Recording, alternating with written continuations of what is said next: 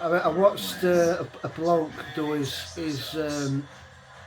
I mean, to me, it didn't make any sense, but the bloke doing his top, his Carry-On films from worst to best. And I think the first one, I think, was England, which I kind of go with because it was dying by then. And the next one was Emmanuel. He was saying it's a Carry-On film which doesn't know what it is, or something like that. And just like with James Bond, the two films that Timothy Dalton did, I avoided them like the plague, and then one day I said, no, we're going to watch them because the part at box set, let's see what they're like. Apparently he played it straight as James Bond is written in the books, because yeah, that's fair enough. But to me it was flat. It was flat. He just didn't.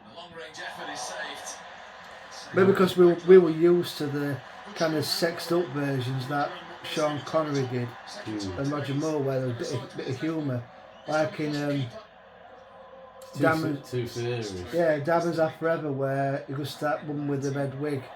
It was the collars match the cuffs. You know what he's on about? You know, his hair colour match your minge. Yeah, it was sexed up with Moore and Connery, whereas say Dalton tried to play it straight. Because if you listen to the audio books, like Moonraker, it's totally different to what we see on the screen. It's jazzed up, like, you know, it's making it a bit more light-hearted, I think. But with Karen Emmanuel, I think it might have been you who were insisting to watch it, and I'm going, no, it's shite. I know it's shite. It's got crap reviews. It's described as terrible. And I watched it, and I went, come on, watch it. Yeah, and I watched it on my own. I'm like, God, you can tell that this is a Karen film in its final thrashes of woe. And then I watched it with Gusher, and she's like going, it doesn't feel like a Carry-On. It doesn't feel like it. I said, yeah. Then I told you said, why not watch it like it's not a Carry-On film, like it's a standalone film, like a piss take of the saucy sex films of the 70s. Well, soft sex films like, you know, Manuel in Paris, whatever. But like the original Manuel, where she's gorgeous, when that bloke basically with towel over him shags her from behind on that seat. Obviously, in the kind of Manuel, it's in the aircraft toilet.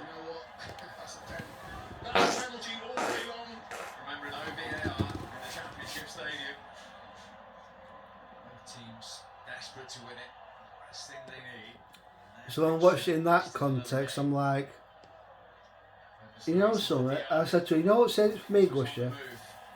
What says it for me is the fact that what improved the score was the fact that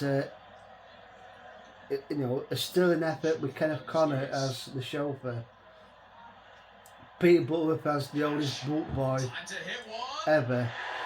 We got Jack Douglas as like the chief butler, Joan Sims as like the cook.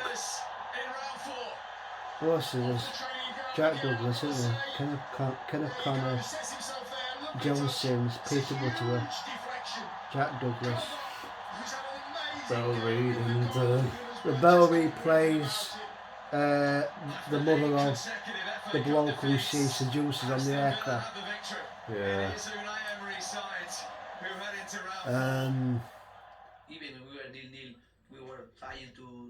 There's no Windsor Davis. There's Larry Dan, Yeah, that's him. who plays in Carry-On Teacher as the kettle drum. He's been great with us for the last couple of seasons. He was brought on as regular when after carry on behind, wasn't it? I thought we had enough in the game to feel disappointment to lose, but of course we understand. You know, we did have a bit of defending to do. I feel for the boys, we put a lot of effort in, but it'll give us a lot of confidence now going into Tuesday. Yeah, Edwin McGee's brilliant as that chat show host. A reasonable performance without being as clinical as he needed to be at the top end of the pitch. But Ezri Konsa just mentioned their set piece coach and how happy he is. I mean, he hit the post with a header. But I like it. It was slightly fortunate, the goal. Yeah, I think the goal. Because for me, it's like a little time capsule. Because most of the stars are no longer with us. I think in some ways, from my perspective, the only one I'm a bit apprehensive about is Columbus, the one that, like Leslie Phillips said, my documentaries, he said, I was called, I felt I had to do this. I don't know why, but I felt I had to do this film for Gerald Thomas.